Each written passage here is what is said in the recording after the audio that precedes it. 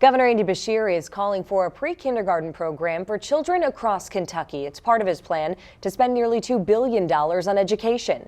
WDRB's Lauren Smith explains why the plan faces an uphill battle in the legislature. Here at the Capitol, Governor Andy Beshear unveiling what he calls an historic investment in education.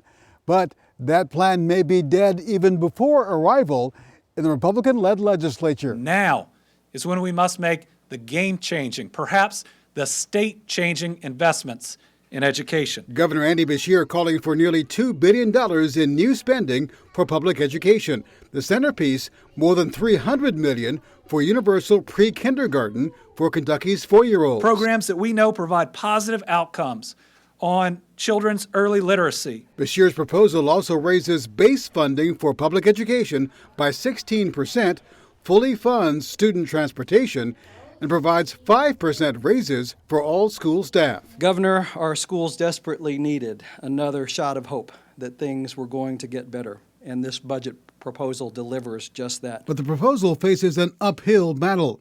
The Republican-controlled House on Friday taking the unusual step of filing its own budget plan before the governor makes his recommendation. It's unprecedented, it's unprovoked, it's unprofessional, unwise, and perhaps even unlawful. It's just a lot of silly season when we're whining over who gets the first volley at the budget. Representative Jason Nemus, who sits on the House Budget Committee, says Beshear's proposals will get a hearing, but he makes it clear Republicans who hold supermajorities in both chambers will craft the final budget. His recommendations will be considered. He's not the king of the Commonwealth, though, and so his recommendations will be considered. They won't be rubber stamped. Beshear promising to work with lawmakers despite the controversy. And it shouldn't be about power and control. It should be about our people. Beshear plans to release other chunks of his spending plan in the coming days before his budget address on Thursday.